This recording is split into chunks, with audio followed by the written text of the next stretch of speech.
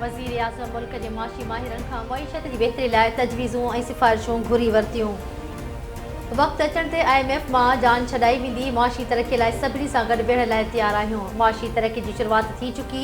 मुल्की मईशत ॿीहर पंहिंजनि पेरनि ते बीही रही आहे। उॾाम पाकिस्तान प्रोग्राम सां मुल्क में माशी तरक़ी ऐं समाजी खुशहाली ईंदी। वज़ीर आज़म शहबाज़ शरीफ़ जो पाकिस्तान स्टॉक एक्सचेंज में तक़रीब खे ख़िताब। चयाईं माशी माहिरनि जो तजुर्बो मईशत में बहितरी लाइ मददगार साबित थींदो। लाहौर, कोयटा, पेशावर, कराची जा माहिर तजवीज़ूं ऐं सिफ़ारिशूं पेश कनि। नयनि मंडियुनि जी ॻोल्हा वक़्त जी अहम ज़रूरत आहे। 9 साल अॻु स्टॉक मार्केटनि जो लॻायल ॿूटो मज़बूत वण थी बीठो आहे। कोरोना बाद मुख़्तलिफ़ मुल्कनि जी मईशतुनि जो ॾीवालो निकिरण जो ख़तरो हो। 2017 में सियासी गैर यकीनी वारी सूरतहाल सबबि मईशत खे नुक़सानु पहुतो। वज़ीर आज़म जी क़यादत में मुल्क खे ॾीवालेपन खां बचाए वियो। नायब वज़ीर आज़म इसहाक़ डार जो पाकिस्तान स्टॉक एक्सचेंज में तक़रीब खे ख़िताब। नाणे वारे वज़ीर मोहम्मद औरंगज़ेब चयो आहे त वफ़ाक़ी हुकूमत जे ख़र्चनि में घटिताई लाइ क़दम खयां पिया वञनि। खसारे में हलंदड़ सरकारी इदारनि में सुधारनि ते कमु जारी आहे। मईशत जो फीथो हलाइण लाइ तवानाई शोबे में सुधारा आणणा आहिनि। अलीमा ख़ान PTI बानी जे जेल में रहण जी सियासी फ़ाइदनि जी ॻाल्हि कई। जंहिं पार्टी अंदरि माण्हू अहिड़ीअ तरह जी साज़िश कनि उन्हनि मां कहिड़ी उमेद रखिजे। PTI पारां सोशल मीडिया ते शेयर कयल प्रोपेगेंडा जी तरदीद कई वई। हर भेरे कूड़ो बयानियो वर्जायो वियो त D चौक ते गोलियूं हयूं वयूं। PTI जा माण्हू पाण में विढ़नि पिया ऐं इदारनि सां बि विढ़ी रहिया आहिनि। अलीमा ख़ान PTI बानी खे ज़हर ॾियण जी बि ॻाल्हि कई। वज़ीर आज़म जे सियासी मामलनि बाबति सलाहकार राणा सनावला जी इस्लामाबाद में प्रेस कॉन्फ्रेंस। चयाईं अयाज़ सादिक जी परॾे हुजण सबबि ॻाल्हियुनि में देरि थी आहे। संदसि वापसि अचण खां पोइ ॻाल्हियूं थी वेंदियूं। PTI बानी सां तहरीक इंसाफ़ जी ॻाल्हियुनि वारी कमेटी जी ॿी मुलाक़ात बि जल्द कराई वेंदी। अली यमीन गंडापुर पंहिंजे तरफ़ां का ॻाल्हि वञी ॿुधाईंदो हूंदो। हुकूमत तरफ़ां बनी ॻाल्हा मुंतक़िली जी का बि आछ न कई वई हुई।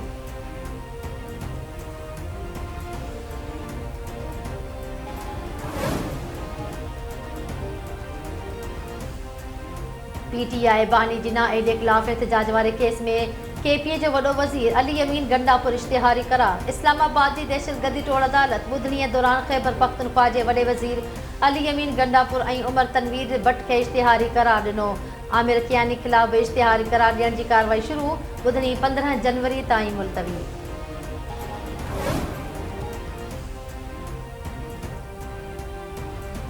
कुरम ज़िले जे इलाइक़े बगरला इमदादी काफ़िलो टल खां रवानो। FDMA इख़्तियारनि मूजिबि बगरला 10 गाॾियुनि सां भरियल इमदादी सामान रवानो कयो वियो आहे। पारा चिनार लाइ बि खाधे पीते जे सामान जो काफ़िलो अॼु रवाना थियण जो इम्कान।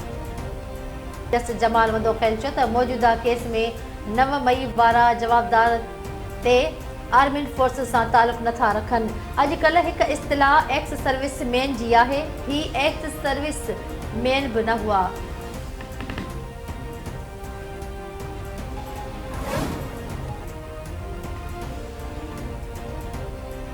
मलीर एक्सप्रेस वे खे शहीद ज़ुल्फ़िकार अली भुट्टो एक्सप्रेस वे नालो ॾियण जो फ़ैसिलो। Peoples Party chairman Bilawal Bhutto Zardari 11 जनवरी ते मलीर एक्सप्रेस वे जो इफ़्तिताह कंदो।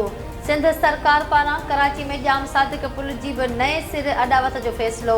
सूबाई वज़ीर सईद गनी चयो आहे त सिंध में अरबें रुपयनि जी तरक़ियाती मनसूबनि ते कमु जारी आहे। जाम सादिक पुल ड्राहे नई पुल ठाही वेंदी। 8 महीननि में नई पुल जो कमु मुकमल थींदो। कराची जे मेयर मुर्तज़ा वहाब चयो आहे त तासुर ॾिनो वेंदो आहे त PP कमु न कंदी आहे। इन तासुर खे ग़लति साबित करे ॾींदासीं। कराची जा मसइला हल करणु PP जी ज़िमेवारी आहे। मुख़ालिफ़नि खे कैमरा जी अख ज़रिए जवाबु ॾिनो वेंदो। 26 आइनी तरमीम ख़िलाफ़ सुप्रीम कोर्ट में दाख़िल दरख़्वास्तनि बाबति लाहौर हाई कोर्ट बार कार्रवाई सिधी रीत नशर करण जी दरख़्वास्त दाख़िल करे छॾी। दरख़्वास्त गुज़ारनि मूजिबि केस अदलिया जी आज़ादी ऐं बुनियादी हक़नि जो आहे।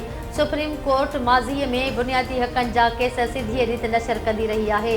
इस्तदा आहे त अवाम जी आगाहीअ लाइ केस जी कार्रवाई सिधी रीत नशर कई वञे।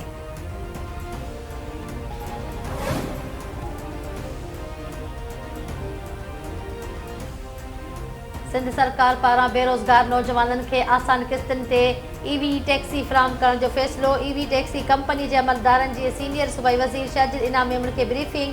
शाजिद इनाम मेमूर जो चवणु आहे त माहौल दोस्त ईवी टैक्सी स्कीम नौजवाननि खे रोज़गार जा मौक़ा मुहैया कंदी। ईवी टैक्सी मनसूबो नौजवाननि खे पंहिंजे पेरनि ते बीहारण जो अहम क़दम आहे। सीनियर सूबाई वज़ीर पारां ईवी टैक्सी मनसूबे लाइ मुख़्तलिफ़ बैंकुनि सां राब्तनि ऐं माली मॉडल्स तयारु करण जूं हिदायतूं।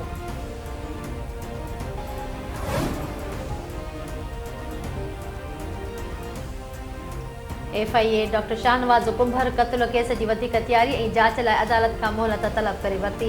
पुलिस सिंधड़ी थाणे ते दाख़िल केस ख़त्म करण बाबति रिपोर्ट दहशतगर्दी टोड़ अदालत मीरपुर ख़ास में पेश करे छॾी। केस में गिरफ़्तार जाबदारनि खे बि अदालत में पेश कयो वियो। केस जा मुख्य जाबदार अॻूणो DIG अॻूणो SSP मीरपुर ख़ास अञा ताईं जांच में शामिल नाहिनि कया विया। उन्हनि जूं गिरफ़्तारी बि अमल में न आयूं आहिनि, जेकी पुलिस जी जांच ते वॾो सवालिया निशान आहे। फरियादी धुर वकील अदालत में एतराज़ दाख़िल करे छॾियो। ॿुधणी 21 जनवरी ताईं मुलतवी। अॻूणे MPA शहरयार शर मथां हमले ऐं सदस्य साथी अली मोहम्मद शर जे क़त्ल केस जो हतमी चालान पेश। जांच ऑफिसर केस मां पुलिस इंस्पेक्टर शफ़ुल्ला कोई अहमद खान सीनरो जा नाला ख़ारिज करे छॾिया। ATC मीरपुर माथुर में ॿुधणी दौरान जांच ऑफिसर केस जो हतमी चालान पेश कयो। जांच ऑफिसर मूजिबि फॉरेंसिक रिपोर्टूं अचनि तोड़े केसनि जी जांच दौरान अहमद खान सीनरो ऐं इंस्पेक्टर शफ़ुल्ला जे मुलविस हुजण जूं साबितियूं न मिलण ते ॿिन्ही जा नाला कॉलम 2 ज़रिए केस मां ख़ारिज कया विया आहिनि।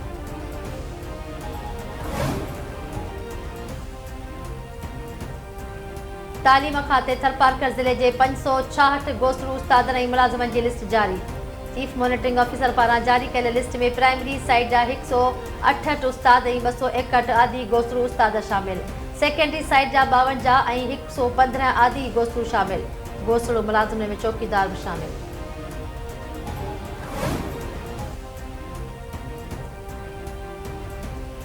ऐं रतो देरो भरिसां गंदे पाणी जे नाले मां नौजवान जो लाश हथ। सुञाणप गढ़ी यासिन वासी 37 वरे जे यासिन जाफ़रीअ तौरु थी।